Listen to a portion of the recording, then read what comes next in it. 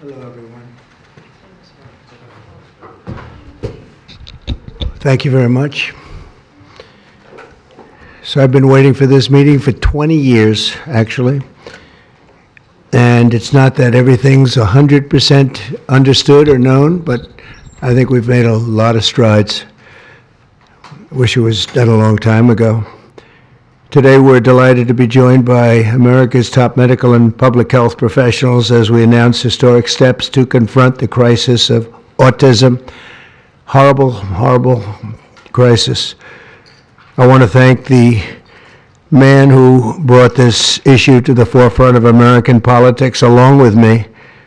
And we actually met in my office, is it like 20 years ago, Bobby? It's probably 20 years ago in New York. I was a developer, as you probably heard, and I always had very strong feelings about autism and how it happened and where it came from. And he and I don't know, the word got out, and I wouldn't say that people were very understanding of where we were, but it's turning out that we understood a lot more than a lot of people who studied it, we think. And I say we think because I don't think they were really letting the public know what they knew. Thanks as well to the director of the National Institute of Health, Dr. Jay Bhattacharya, FDA Commissioner Dr. Marty McCary. These are great people. Administrator of the Centers for Medicine and Medicaid Services, Dr. Mehmet Oz, and Acting Assistant Secretary of HHS, Dr. Dorothy Fink. So thank you all. Thank you, Dorothy, very much. The meteoric rise in autism is among the most alarming public health developments in history. There's never been anything like this. Just a few decades ago, 1 in 10,000 children had autism. So that's not a long time. And I've always heard, you know, they say a few, but I think it's a lot less time than that.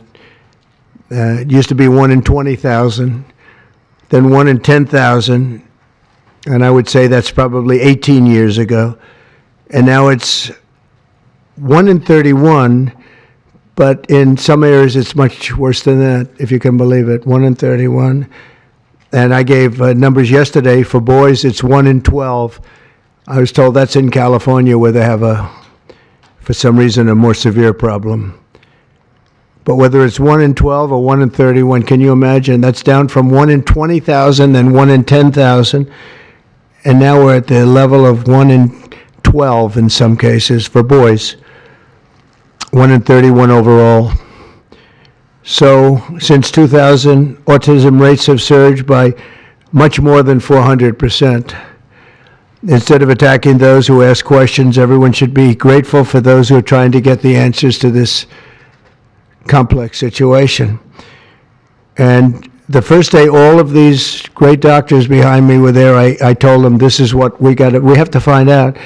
Because when you go from 20,000 to 10,000, and then you go to 12, you know there's something artificial. They're taking something. And by the way, I think I can say that there are certain groups of people that don't take vaccines and don't take any pills that have no autism. That have no autism. Does that tell you something? That's currently, is that a correct statement, by the way? There are some studies that suggest that, yeah, with the Amish, for example. The Amish, yeah, virtually. I heard none. See, Bobby wants to be very careful with what he says, and he should, but I'm not so careful with what I say. But you have certain groups. The Amish, as an example, they have essentially no autism. First, effective immediately, the FDA will be notifying physicians that the use of let's see how we say that. Acetaminophen. Acetaminophen. Is that okay? Which is basically commonly known as Tylenol during pregnancy, can be associated with a very increased risk of autism. So taking Tylenol is not good. All right, I'll say it. It's not good. For this reason, they are strongly recommending that women limit Tylenol use during pregnancy unless medically necessary. That's, for instance, in cases of extremely high fever, that you feel you can't tough it out, you can't do it. I guess there's that. It's a small number of cases, I think. But if you can't tough it out, if you can't do it, that's what you're going to have to do. You'll take a Tylenol, but it'll be very sparingly. It can be something that's very dangerous to the woman's health. In other words, a fever that's very, very dangerous, and ideally a doctor's decision, because I think you shouldn't take it. And you shouldn't take it during the entire pregnancy. They may tell you that toward the end of the pregnancy, you shouldn't take it during the entire. And you shouldn't give the child a Tylenol every time he's born and he goes and has a shot.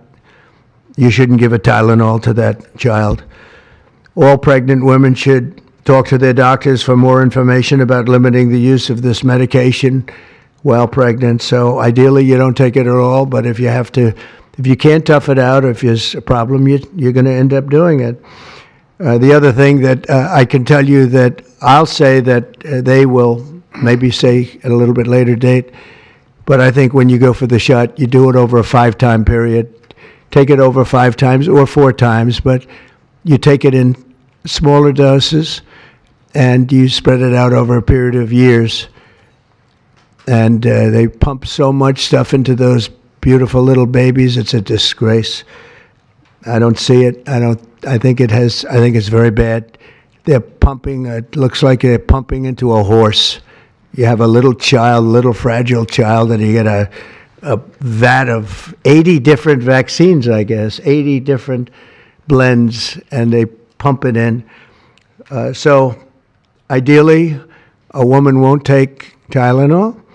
And on the vaccines, it would be good, instead of one visit where they pump the baby, load it up with stuff, you'll do it over a period of 4 times or 5 times. I've been so into this issue for so many years just because I couldn't understand how a thing like this could happen. And it's artificially induced. It's not like something that, when you go from all of those, healthy babies to a point where I don't even know structurally if a country can afford it, and that's the least of the problems. To have families destroyed over this is just so terrible.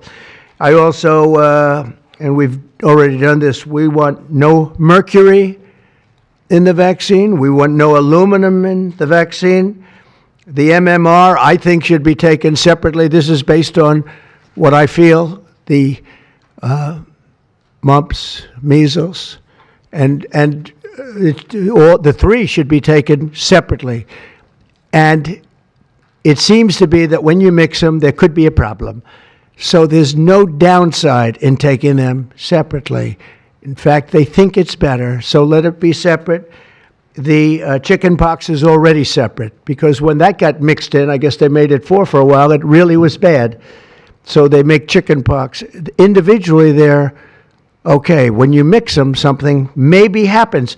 So there's no downside in doing it. It's not like, if you do it, bad things. No, it's only good side. And it may not have that much of an impact, but it may have a big impact. So let those be taken separately. And then hepatitis B is sexually transmitted. There's no reason to give a baby that's almost just born hepatitis B. So I would say wait till the baby is 12 years old and formed and take hepatitis B. And I think if you do those things, it's going to be a whole different, it's going to be a revolution in a positive sense in the country.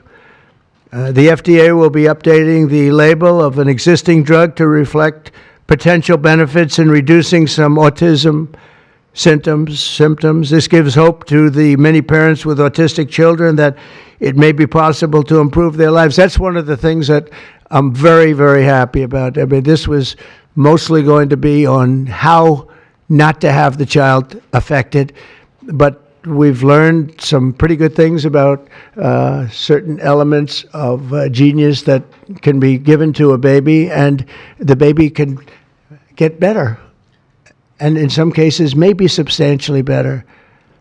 Not going to be easy, but be a lot easier if it didn't happen in the first place, as these great parents fully understand, right?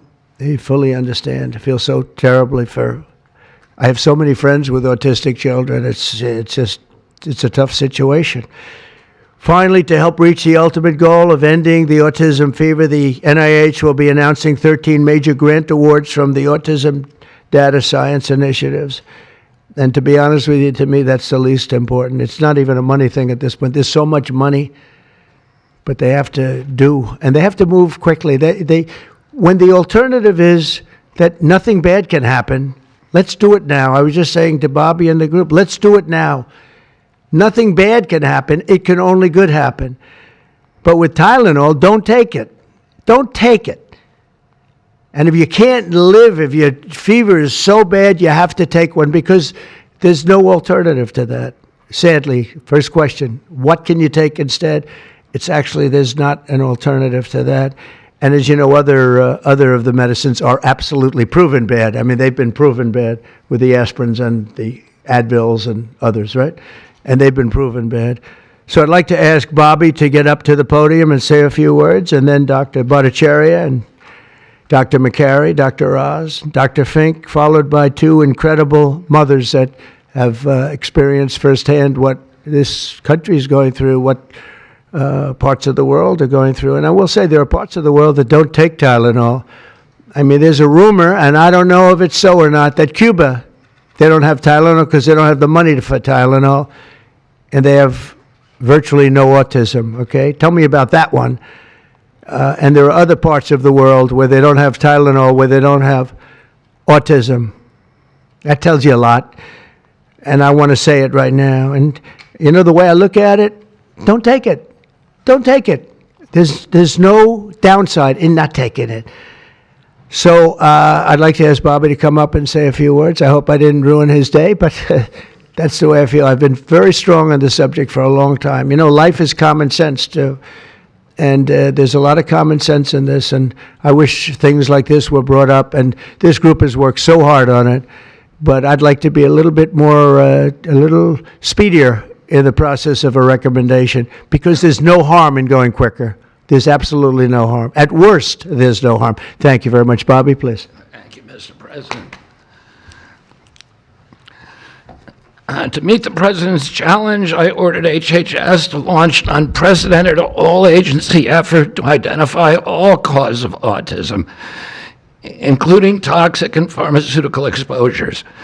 At President Trump's urging, NIH, FDA, CDC, and CMS are turning over every stone to identify the etiology of the autism epidemic and how patients and parents can prevent and reverse this alarming trend. We have broken down the traditional silos that have long separated these agencies, and we have fast-tracked research and guidance. Historically, NIH has focused almost solely on politically safe and entirely fruitless research about the genetic drivers of autism. And that would be like studying the genetic drivers of lung cancer without looking at cigarettes. And that's what NIH has been doing for 20 years. As a result, we don't have an answer to this critical question, despite the cataclysmic impact of the epidemic on our nation's children. We are now replacing the institutional culture of politicized science and corruption with evidence-based medicine. NIH research teams are currently testing multiple hypotheses with no area off limits. We promise transparency as we uncover the potential causes and treatments, and we will notify the public regularly of our progress. Today, we are announcing two important findings from our autism work that are vital for parents to know as they make these decisions. First, HHS will act on acetaminophen. The FDA is responding to clinical and laboratory studies that suggest a potential association between acetaminophen used during pregnancy and adverse neurodevelopmental outcomes, including later diagnosis for ADHD and autism. Scientists have proposed biological mechanisms linking prenatal acetaminophen exposure to altered brain development. We have also evaluated the contrary studies that show no association. Today, the FDA will issue a physician's notice about the risk of acetaminophen during pregnancy and begin the process to initiate a safety label change. HHS will launch a nationwide public service campaign to inform families and protect public health. FDA also recognized that acetaminophen is often the only tool for fevers and pain in pregnancy, as other alternatives have well-documented adverse effects. HHS wants, therefore, to encourage clinicians to exercise their best judgment in the use of acetaminophen for fevers and pain in pregnancy by prescribing the lowest effective dose for the shortest necessary duration and only when treatment is required. Furthermore, thanks also to the politicization of science, the safety of acetaminophen against the risk of neurodevelopmental disorders in young children has never been validated. Prudent medicine, therefore, suggests caution in acetaminophen use by young children, especially since strong evidence also has associated it with liver toxicity.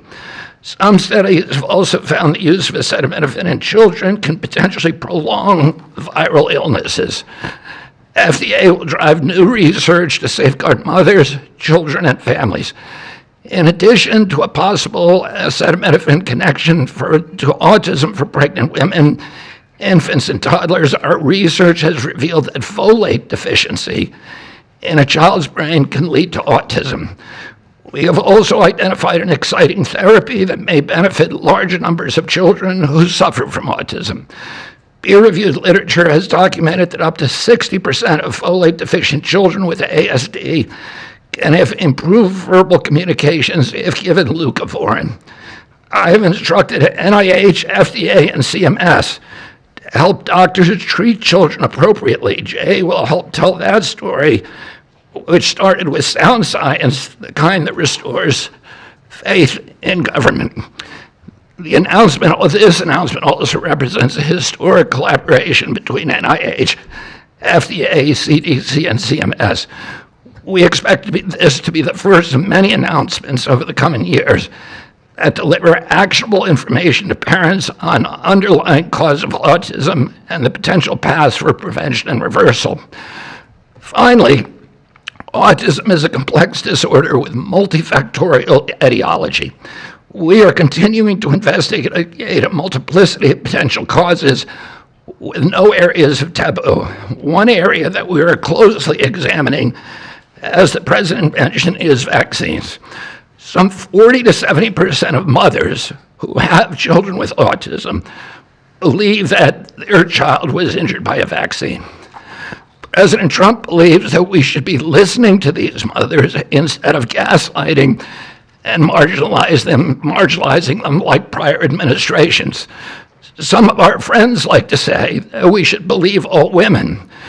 But some of these same people have been silencing and demonizing these mothers for 3 decades because research on the potential link between autism and vaccines has been actively suppressed in the past. It will take time for an honest look at this topic by scientists. But I want to reassure the people in the autism community that we will be uncompromising and relentless in our search for answers. We will perform the studies that should have been performed 25 years ago. Whatever the answer is, we will tell you what we find. We are researching this issue to all 3 agencies. Jay will discuss one of our research initiatives at NIH. This model of unleashing unbiased, depoliticized, gold standard scientific research and academic freedom to deliver actionable information to prevent and reverse disease will be a model for the framework to deliver similar results for many other chronic conditions that plague Americans. Jay? Thank you, Secretary Kennedy, and thank you, President Trump. Thank you very much. I'm proud to announce today that the NIH has launched the Autism Data Science Initiative to turbocharge autism research, devoting an additional $50 million to the cause of studying autism.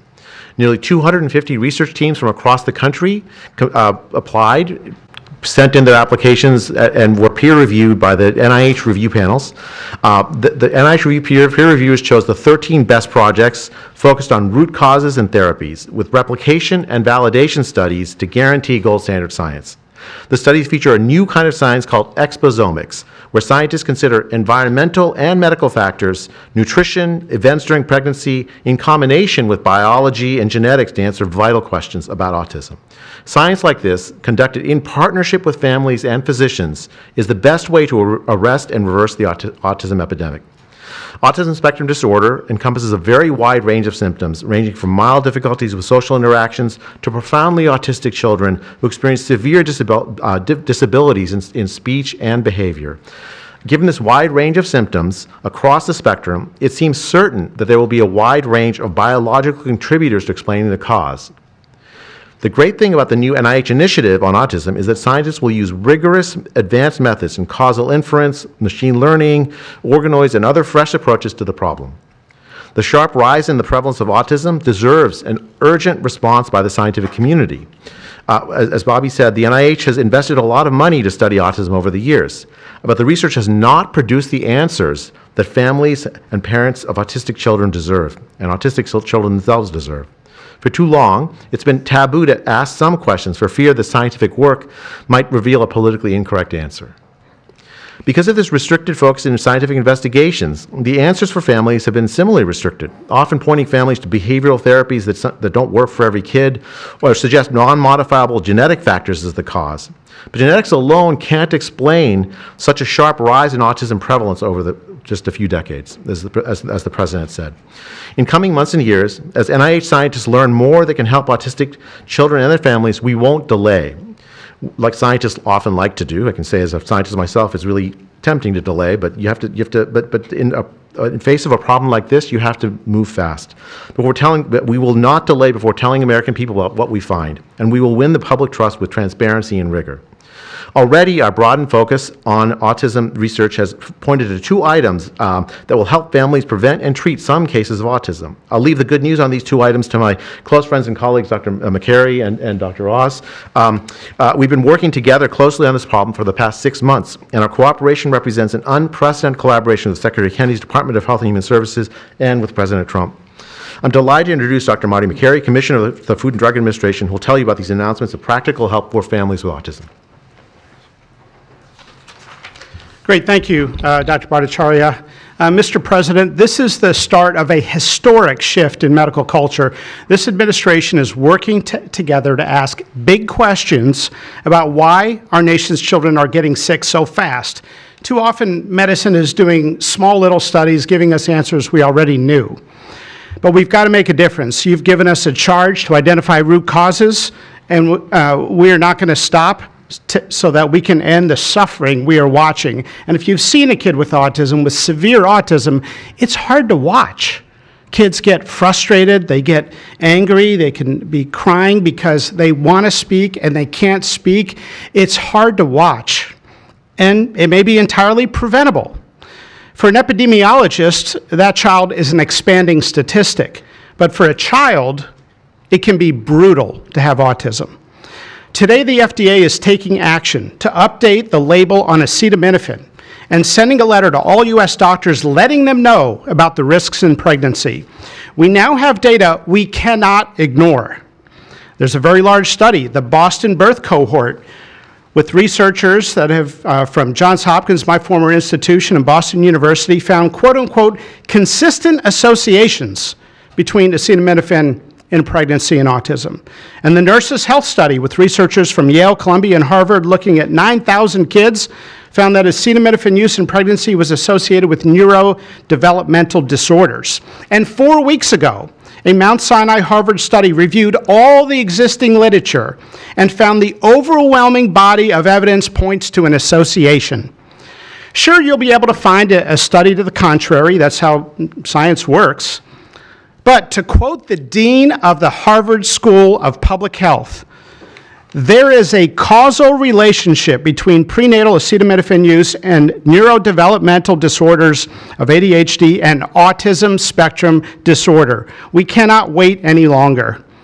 And honestly, there's been this perfunctory, reactionary, mindless practice in medicine. I learned it in medical school and residency. Just treat all fevers, low-grade fevers, treat them with acetaminophen. Why? What are we doing? A study out of Hopkins actually showed that treating a fever can prolong the duration of illness in a young kid. Maybe that's because a fever is a body's natural way of ridding an infection.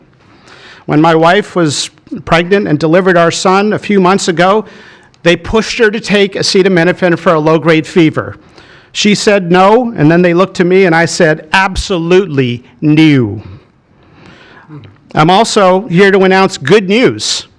Today, the FDA is filing a Federal Register notice to change the label on an exciting treatment called prescription leucovorin so that it can be available to children with autism. You know, autism may also be due to an autoimmune reaction to a folate receptor on the brain, not allowing that important vitamin to get into the brain cells. It's a fairly established, mature pathway. Again, we have a duty to let doctors and the public know we are going to change the label to make it available. Hundreds of thousands of kids, in my opinion, will benefit. One study found that with kids with autism and chronic folate deficiency, 2/3 of kids with autism symptoms had improvement, and some marked improvement. Mr. President, you told us to do what's medically right, to go bold, and not worry about the corporations and the lobbyists, so that's what we're here doing today. Thank you, Mr. President. Good, thank you. Thanks, Marty. I think you all appreciate the passion in the President's voice. We've been hearing that since the inauguration. In fact, even before the inauguration, the President was upset about what he spoke to today. And so together with Secretary Kennedy, who's made it his life's work to address some of these challenges with autism, they challenged us. In fact, they were harsher than that. They wanted no silos to break down what the NIH would do, what the FDA would do, what CMS would do. They insisted that the physician leaders bust through the clutter because their agencies had the power if we didn't do what every other prior administration had done, which is to let people function within their siloed environments. Because of that, in historic fashion and a very accelerated manner, we have a response today to the autism crisis. It is the first of several chapters, but this is breaking news. You've heard some of it. The response to the autism crisis is going to continue to come to you under Secretary Kennedy's leadership, and the President wouldn't have it any other way, as you've heard. The FDA, based on NIH research, is approving prescription leucovorin for treatment of autistic children. Now, if you're following the script, there should be two questions that you have, two questions that should come to your mind. The first is, how will patients and parents get access to the treatment? I'll tell you how. Over half of American children are covered by Medicaid and CHIP, government health insurance, over half. And therefore, because they're covered in Medicaid and CHIP, upon this label change by Marty, state Medicaid programs in partnership with CMS will cover prescription leucovorin around the country. It's yours, but you have to go to a doctor to get a prescription because they know your child, they know you, and they know the medication. States will also have tools to monitor its use and ensure appropriate utilization. That's important for a bunch of reasons, because we want the right kids getting the right prescription medications. We believe private insurance companies will rapidly follow our lead if they have not already done so. And again, to make sure that this is safe and effective treatment, you need a physician to prescribe the medication because it's on prescription. Second big question. How are we going to collect clinical data to answer the big questions that the President is asking and the Secretary insists that we offer? CMS is also issuing guidance to convene states and existing research networks to support NIH and FDA in their research efforts of prescription leucovorin, while also maintaining the privacy of all patients, all health information of our beneficiaries. Collecting real-world data, which is what many of you have been asking us to do in the community, is fast, it is life-saving, and we'll get answers based on what happens over the next few months with this approach. The aggressive approach, and it is aggressive, demanded by the President and by the Secretary, have already identified risk factors and opened the door for the first FDA-recognized treatment pathway for autism. It is the first of its kind, and it wouldn't have happened without the leadership of the President and the Secretary. The fivefold increased prevalence of autism over the past 25 years demands a rapid response. The average clinician, researcher, we spoke to many, thought it would take 5 years to get this data. Parents are unwilling to wait 5 years. The President is unwilling to wait 5 years for these results. So the President and the Secretary are acting today with this tri-agency move. The administration's bold actions investing in groundbreaking research follow the science, they restore trust, which has been lacking, and they will change the trajectory for millions of American families. Mr. President, God bless you for being brave. Thank you very much. So let me introduce Dr. Fink, who's acting administrator, and after Dr. Fink, we've got some wonderful women, Jackie and Amanda. I know it's going to be tough, but if you can make some comments about this historic day. God bless you. Thank you, Mr. President, for this opportunity to speak with all of you today. As a pediatrician and mom, I am here today to talk about what this announcement means for the millions of moms and dads who are faced with the choice of whether to take acetaminophen during pregnancy. It's hard to hear information that challenges the status quo. We are sharing this information not to confuse, but to empower parents to make the best choices when taking medications during pregnancy. We are all concerned about the rising rates of neurodevelopmental disorders, including autism. President Trump and Secretary Kennedy are dedicated to radical transparency so that patients have the best, most up-to-date information. We are also sharing this information with our nation's doctors, and we encourage you, as always, to consult with your doctor to make the best decision for you. All too often, it's easy to think that medicines we buy without a prescription pose little to no risk for the mom or the baby. As you heard today, pregnant women who need high fever or pain reduction during pregnancy should take the lowest effective dose of acetaminophen for the shortest possible duration. Most women will not meet these indications during their pregnancies. I am encouraged by these developments today because it is another example of our commitment to the American people to leave no stone unturned in improving the health of our nation's children. Next, I'm going to turn it over to some incredible mothers who are going to share more about their stories, and we're so grateful to have you here today.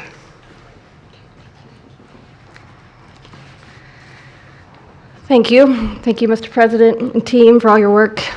This is an historic day, and I'm thankful to be here. I have a son who's 5 who is profoundly autistic, and you've probably heard if you've met one autistic child, you've met one autistic child. It's a spectrum, which I don't think the spectrum is helpful, but that's another conversation. He is an amazing little boy, a blessing from God.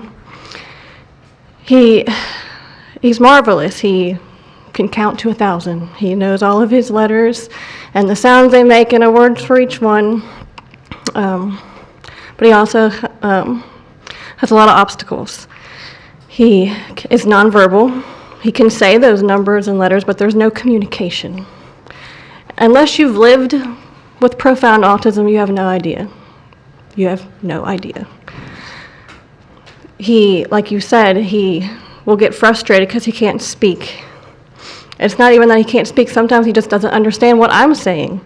He understands the word no, but he doesn't understand the why behind the no. And that's a huge part of discipline. That's the discipline. So it's very hard to discipline a child with autism so you have these behaviors. And it's a very hopeless feeling. It's very isolating being a parent with a profound autistic child. Even just taking them over to your friend's house is something we just don't do because, again, they're going to be met with no, no, no, and no understanding of why. And then there's a meltdown. And then you're in a situation where you're just helpless and you're just trying to protect your kid. So it's just better not to do it. You learn your limits, and it's been really hard. This is amazing that we're here today. And no one has been able to point to anything to say this is what caused it. and you can't point to that and say it didn't cause it. I have no idea. I am completely open. I'm not blaming anything, but I'm open to the discussion and the fact that there's work being done to find answers. I'm very grateful. I was already excited to vote for Mr. Trump anyway, Mr. President, but when we got word of RFK doing his work, I was ecstatic. I could not wait for this work to be done, that somebody would try to find us some answers.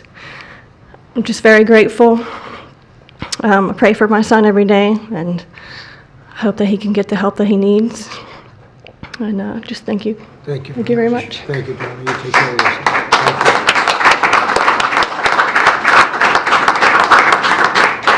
Hi, my name's Jackie. I'm also extremely grateful for the opportunity to be here and share my son's story.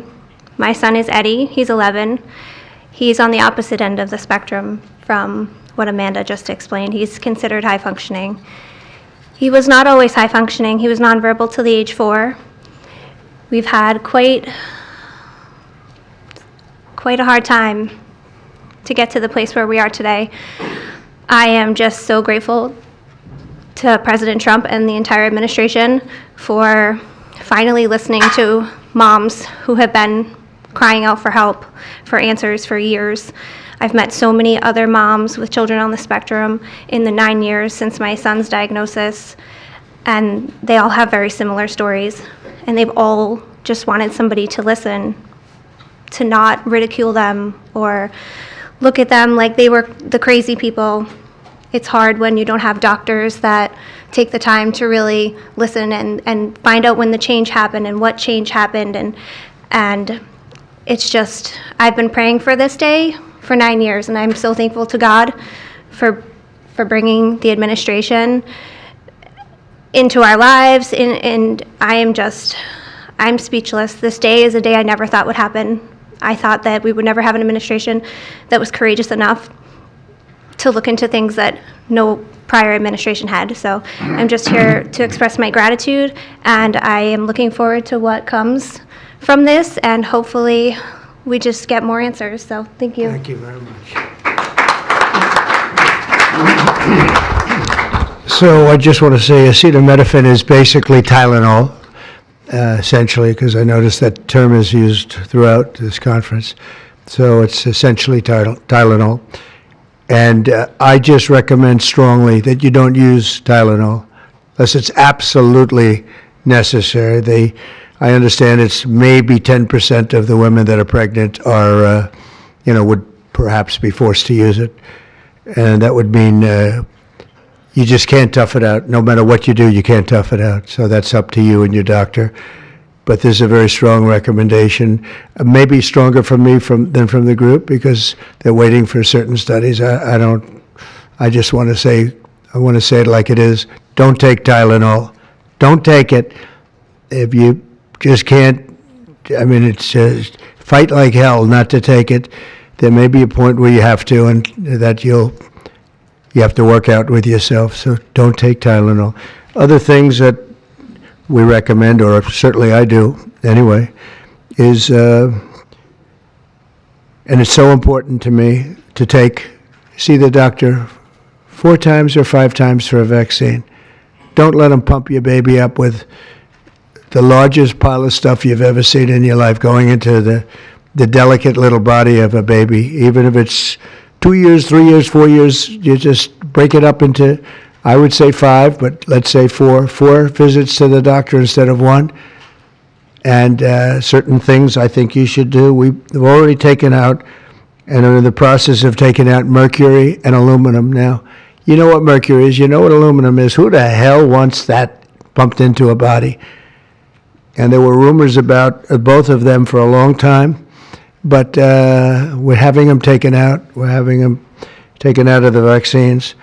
Hepatitis B, again, that's sexually transmitted, and we think you should wait. I think you should wait till 12. I'm making these statements from me. I'm not making them from these doctors, because when they talk about, different results, different studies, I talk about a lot of common sense, and they have that too. They have that too, a lot. But I recommend the hepatitis B. Take it at 12.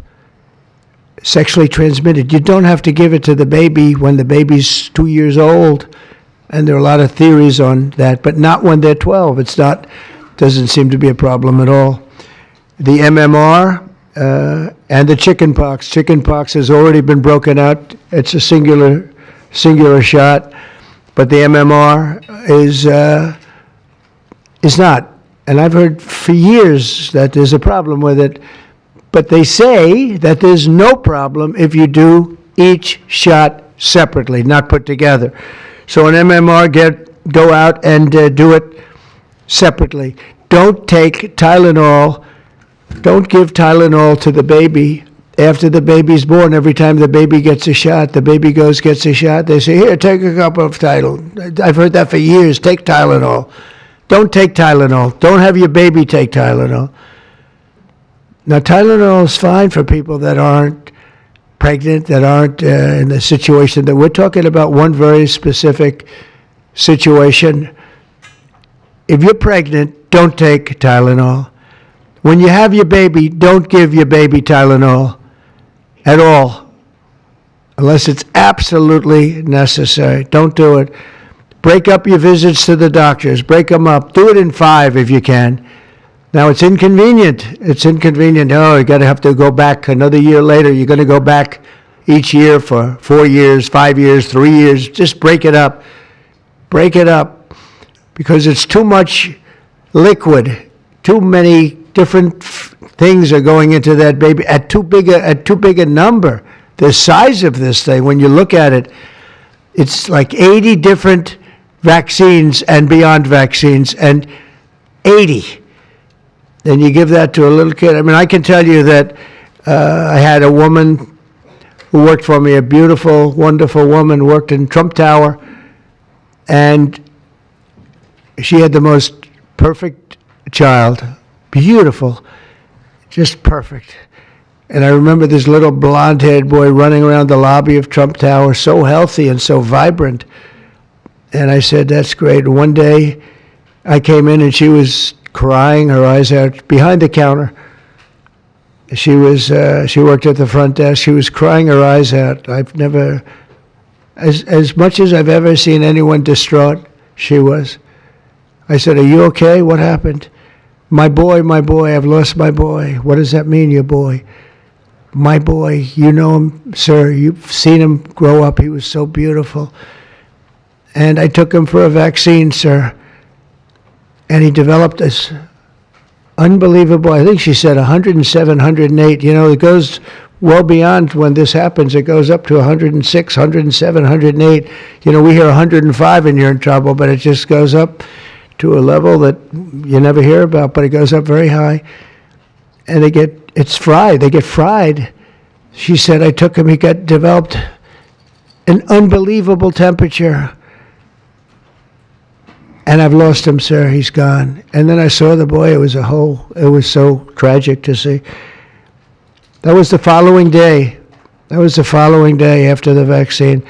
And I've seen it 2 other times, and I think 3 other times, but 2 other times, where they go to the doctor and they get the vaccine, they get the shot, the kid is, badly hurt. Let's be nice, badly hurt. And just do it. Break it up into 5, break it up into 4, break it up into 3 if you have to, but go to the doctor 4 times instead of once, or 5 times instead of once. And for some reason, they insist that you put it all into the body, and maybe that's the drug companies that make more money that way. Maybe it's the doctors because they don't want to be, doing this so much. Maybe it's the doctors. They get maybe more money. Who the hell knows what it is? Don't do it. Get them broken into 4 or 5 visits. Do it 4 or 5. That means you have 20%, 25% what you're putting into the baby's body. It can only help. And the other things I told you about, just the word tough it out. It's easy for me to say tough it out, but sometimes in life, with a lot of other things, you have to tough it out also. Don't take Tylenol. Don't give Tylenol to the baby. When the baby's born, they throw it at you. Here, give them a couple of Tylenol. They give them a shot. They give them a vaccine. And every time they give them a vaccine, they're throwing Tylenol. And some of these babies, they're long born, and all of a sudden they're gone, and it doesn't hurt not to do it. It doesn't hurt. There's no downside. There's no downside at all. And break up MMR, break it up. It's practically a known fact that if you break it up, you're not going to have a problem. But for years, we've been hearing how bad MMR is as a combination. And I'm very happy that you broke out chickenpox, because that was really a problem. And there are other things. It's interesting because there are other things, we were talking about it, other different drugs, pills that you take that we know are so bad and they don't take them anymore. But for some reason, with this, they keep taking it. Don't take Tylenol. There's no downside. Don't take it. You'll be uncomfortable. It won't be as easy, maybe. But don't take it. If you're pregnant, don't take Tylenol. And don't give it to the baby after the baby is born. And you know what? We have more than 3 years left. And I told Bobby and the doctors behind me, and they are so committed to this, I told them that this is the number one thing I want to do from you. And you know, we have something else called Favored Nations, where I'm going to be reducing drug prices by 1,000%, by 900, 600, 500, 1,200. We're going to be reducing drug prices at levels never seen. It's called Favored Nations. We're going to be paying what right now, we're like the garbage can for the rest of the world, and we have been for forever. We pay much higher for drugs than the rest of the world. We subsidize the rest of the world. We're not doing that anymore.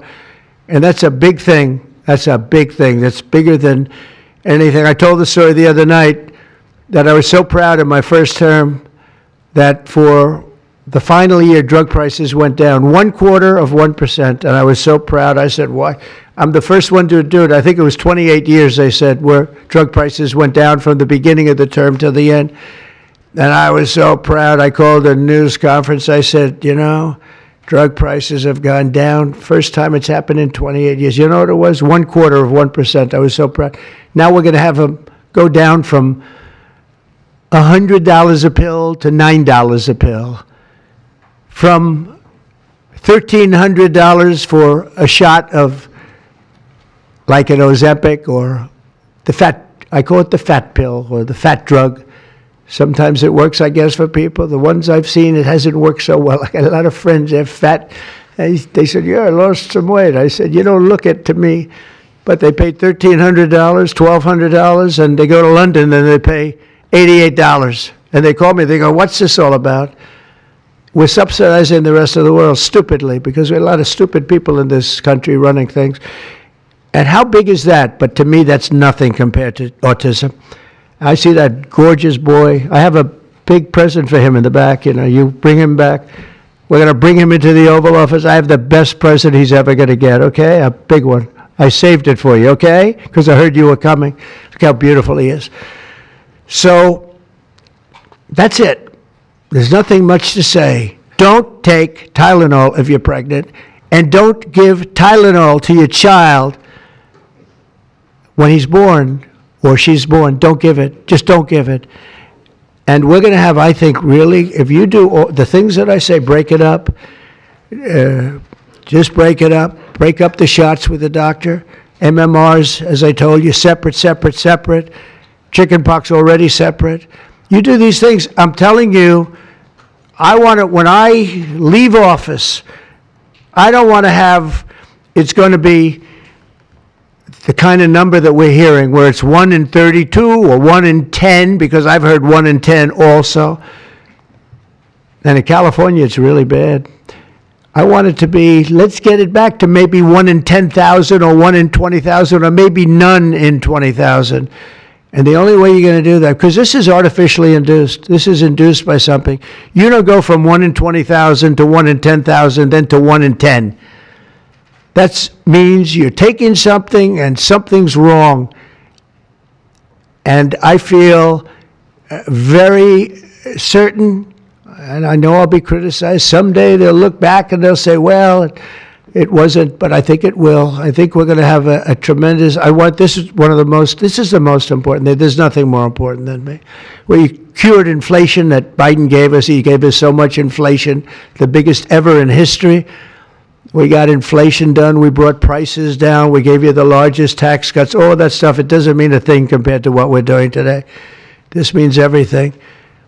So we're going to save a lot of children from a tough life, really tough life. We're going to save a lot of parents from a tough life. Okay, how about a few questions? Let's just make it on this subject. This is so beyond as a subject that I'd rather not talk about, some nonsense on the economy. And I will say this, the economy is unbelievable. The stock market just hit another record high and all that stuff. This means more to me. Yeah, please. Mr. President, I have one on your announcement, one on vaccines that's also related. Yes. Why do you think we haven't heard more previously about the tie to autism and acetaminophen? Nobody knows. I don't know. Not only that, when you say it, you get attacked. I was saying something similar, not as strongly, because now facts are on our side. But I was saying it with Bobby 20 years ago, and I was attacked. I said, whoa, what was that all about? I had no idea. You get attacked. I don't know. The medical community, the drug companies, doctors, I don't know what it is. All I want to do, I don't care. I don't care about being attacked. It doesn't matter to me. I believe that the numbers at the end of our term or shortly thereafter could be really phenomenal. I want it to go up just like it came down to this horrible level. 1 in 10, 1 in 12. I was told 1 in 10. I was told 1 in 12. Today I heard 1 in 31 if you add the girls and the boys together. It's crazy. And it was 1 in 10,000 and 1 in 20,000. It's not even sustainable for a country, you want to know the truth. And there are other places that don't have it. And they have things in common. And that's called medical research. Yeah, please. Mr. President, I'm curious as you look at the trend lines, Yeah. how much of this is the causation of acetaminophen and how much is sort of better diagnosis, doctors, researchers having a better understanding of what is on the autism spectrum? Do you want to do that? Sure, go ahead. That's one of the canards that has been promoted by the industry for many years, that it's changed diagnostic criteria, better recognition. But there's been study after study done of that completely debunks that. One of them by the Mind Institute at UC Davis, University of California. But also it's just common sense, because you're only seeing this in people who are under 50 years of age. If it were better recognition or diagnosis, you'd see it in 70-year-old men. I've never seen this happening in people my age. I've never seen a case of full-blown autism, and that means profound autism. I want to be very careful. Head banging, stimming, toe walking, nonverbal, non-toilet trained. I've never in my life seen a 70-year-old man who looks like that. You're only seeing it in the kids. It's an epidemic. Thank you, Mr. President. I was hoping that you could clear up confusion for moms and dads across America, many of whom voted for you. There's a statement that was put out by the American College of Obstetricians and Gynecologists, and in their statement, they write, acetaminophen remains a safe, trusted option for pain relief during pregnancy, and that's at odds with what you said and with what many of the experts say. How do you clear up this confusion? That's the establishment. They're funded by lots of different groups. And you know what? Maybe they're right. I don't think they are, because I don't think the facts bear it out at all. They're fighting for something that, in my opinion, they shouldn't be fighting for. But here's the thing. There's no downside to doing, other than a mother will have to, as I say, tough it out a little bit. There's no downside to doing this. It's not like, oh, if you do this, you're going to die. There's no downside. There's no downside to going over a 4-year or a 5-year period or a 3-year period, or even if you space them out for 6 months, you space it out. There's no downside. And that's why I will say the gentleman behind me, they have very strong views, and they feel that we're right, but they'll have more research done over the next 2 months. I said, well, 2 months is a long time. A lot of people could be saved, and there's no downside to doing it. Everything I said, there's no downside to doing it. It can only be good. And I think you're going to see very good results. That's establishment stuff, and we've been reading that about a lot of things for years. And you know what's happened? We've gone from 1 in 20,000 to 1 in 10,000 to 1 in 32 to 1 in 10. Think of it. 1 in 10 or 12 or 1 in 31. Think of it. 1 in 31 people, young kids, get autism? What is it, Jeff? My question is about leucovorin. You mentioned that as part of your plan. That is also a chemotherapy treatment. Have you been in touch with the drug companies to increase production about that? And I'm going to throw in my follow-up at the same time. Dr. Oz mentioned that this will be available with CHIP, children who are on CHIP.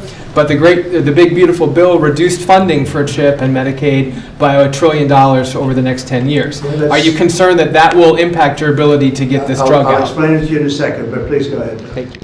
Thank you. Leucovorin is not a chemotherapy, but it is a vitamin given with chemotherapy sometimes.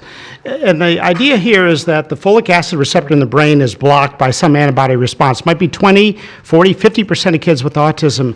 And leucovorin will bypass that blocked receptor. And that's why so many doctors are probably seeing so much clinical improvement on kids with leucovorin. So are you going to increase production? Yeah, we've been in touch with the companies, and they are prepared to ramp up production, and we actually talked to them about a month ago. And on your second part of your nasty question, the number is that the great big beautiful bill, which is the greatest, I think one of the best things ever passed in the history, with the tax cuts and regulation cuts and all of the things it does, no tax on tips, no tax on Social Security, no tax on overtime, all of it does. It also gives $200 million, as just explained by Dr. Oz, and I'd like you to explain that to exactly what you're saying. The Big Beautiful Bill actually increases Medicaid spending projected over the next 10 years by $200 billion. There's also a $50 billion Rural Health Transformation Fund, which will allow a lot of these programs to get in the rural parts of the country that the President and Congress are handing to governors to start distributing. Those grants have already gone out. The money will be allocated by the end of this calendar year. And I want to point out that the ability of NIH to do research that feeds and hands the ball to the FDA, which then can change labeling to allow Medicaid programs in states to fund this program, will ensure that the things that President Trump and Secretary Kennedy desire are financially affordable for the families around America. You mentioned CHIP, sir. That's why I asked that question. You mentioned that CHIP would fund this for children. But most of the kids are on Medicaid, probably 43% on Medicaid, another 8-10% on CHIP, and all the programs in general are being evaluated. Most of what the One Big Beautiful Bill was seeking to do was to remove fraud, waste, and abuse. But the programs themselves should stay financially intact for the people for whom they were designed, and in this case, for children. And the only thing we cut, so that's $200 billion positive. The only thing we cut was for fraud, waste, and abuse, of which there was a lot in this country, and nobody minds that. Yeah, please. Mr. President, you said that there is no reason to give newborn babies hepatitis B vaccines. But hepatitis B can be contracted not just through sexually transmitted diseases. It can come from needles to open wounds. So when you say you feel, is that appropriate to be telling? I think it's absolutely appropriate. I think they should wait till they're 12 years old. Yes, please. Mr. President, thank you all for being here. You've been talking about reducing autism by spacing out vaccines. Would you like other combined vaccines babies receive to be spaced out, like MMRV? What is this again? You've been talking. Speak up, please. Sir. You've been talking about reducing autism by spacing out vaccines. Right, correct. Would you like the other combined vaccines babies receive to be spaced out, like MMRV? I would say yes, but that just is, for me, it's a lot of common sense involved in this. It's a process, but we're looking, but it should at least be given separately. Now, it's possible that you can reduce them and give it, I'd give them in small doses, but it's possible maybe in that particular case, the MMR wouldn't work in small doses, but you can certainly give them as separate shots. It's been proven to be very safe when you give them in separate shots instead of mixing. So I don't think there's any reason to do that. Do you agree with it? I'm not a doctor, but I'm giving my opinion. I don't think there's any reason to do that. So it's been proven to be safe when you break them up. But MMR by itself, I've heard bad things about it for many years. Yes, please. Mr. President, is the spectrum too broad, in your opinion? For research purposes, you are dealing with a population of children who might have social boundary difficulties, and then you have children who are, going to grow up to be adults in diapers. I mean, what do you think?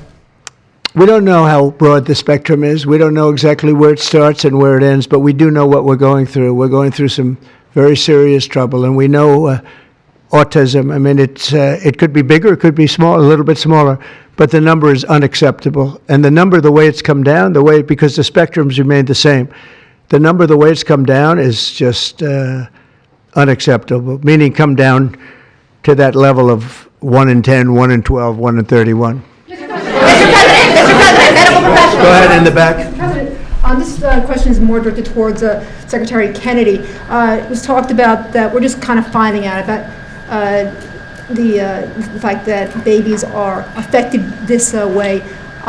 Is there a concern that information is being suppressed right now within HHS, and could an investigation perhaps be launched, seeing any more Well, I think information? information has been really not given out very freely over the years, absolutely. And I think that's by drug companies and maybe doctors, but I certainly think that over the years. I think this is a different group. We have a lot of information. And that information, I mean, it's the information that we have that we're making these statements. And I'm making them out front, and I'm making them loud, and I'm making them strongly not to take Tylenol, not to take it. Just don't take it unless it's absolutely necessary, and there's not too many cases where that will be the case. And again, what's the worst? The worst is nothing can happen. It's very positive. That's a positive thing. But I don't believe I don't actually believe that's possible. I think the results are going to be amazing. I want to see amazing results by the time I leave this beautiful building. And I will consider this, I believe, with the wars, I've stopped 7 different wars. I've saved millions of lives. I've done a lot of things. This will be as important as any single thing I've done, because I know ladies, beautiful ladies just like this that are going through the same thing, and it's not easy, and I admire you for being able to do it. But I admire him too. I wish I had a face that looked like that. If I looked like him, I would have been president a long time ago. Is widely used in other countries too. As you make this announcement, do you expect your decision may affect I hope other they follow countries? it, yeah. I hope they follow it. Yeah, other countries are, sell Tylenol. Some countries don't. I mean, I hear Cuba, now, again, you'll have to check this out, but I hear Cuba doesn't have it because it's very expensive, and they don't have the money to have it, or they don't want to spend the money to have it. They don't have Tylenol, and I hear they have essentially no autism. So you have to check it out. Yeah, right. Medical professionals have warned No, for decades. I said, not you. You're CNN, you're fake news. Go ahead, Brian. Thank you, Mr. President. I want to go back to the Amish community, if I can, just for a second. I recently saw a man from Minnesota, an Amish man from Minnesota, on a podcast, and the host asked him what the rates were for like ADHD and autism, and he had no idea about ADHD, didn't know that it existed, and certainly didn't know of any cases. What are they doing? It doesn't exist with the Amish community, and they don't take all of this junk. It doesn't exist. That tells you, doesn't that tell you? That's like, that's like certain countries where it doesn't exist and they don't take it. Would you like to make a comment about that, Mark? The Amish population, a very mixed group, so there's a subset that take vaccines, a subset that does not, and we know they have very low rates of chronic disease all across the board. Please. Thank you, Mr. President. Should the establishment media show at least some openness to, trying to figure out what the causes of autism are? I wish they would, yeah. And why are they so closed-minded? Well, look, it's not only the media, in all fairness, it's some people. When you talk about vaccines, they go crazy. And, I'm a big supporter of vaccines. I got a certain vaccine approved in 9 months that would have taken from 5 to 12 years. I'm very proud of it. A lot of people think it was one of the greatest things I've done, and some people think, mostly Republicans, actually. I'll tell you, the Democrats think they think Operation Warp Speed was one of the greatest things any president has done, any president. It's, we're very proud of what happened. We got hit with something that came from a place that shouldn't have happened, but it did happen. Those things take place, and you're very unpleasantly surprised. But no, I'm a big believer in vaccines. The polio vaccine, big believer in vaccines. I know Bobby and you guys have it out a little bit, but he's a believer in vaccines too. But I've seen how great vaccines can be, how incredible they can be. So I'm a believer. Yeah. Sir. Yeah, please. Your comments made about MMR and hepatitis B, I know you said those were your suggestions, but have you spoken with Secretary Kennedy about actually making those changes? I have, yeah, I have. I've spoken to all the doctors about it, and doctors that are not here right now. I've spoken to many doctors about everything we're talking about. And, you know, the Tylenol has started to be spoken of over the last period of time, but we've been doing the research. A lot of what they've been speaking about comes from right here, by research done by these people. And I just say it again, don't take Tylenol. Don't take it. And don't give it to your child after your child is born. And do all those other things, little things, just spread out your visits, et cetera, on the vaccine. And I want to thank everybody. This is a very important day. Thank you very much.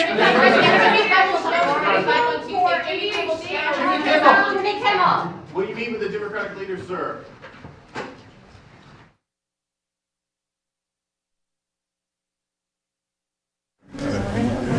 He's not going to answer my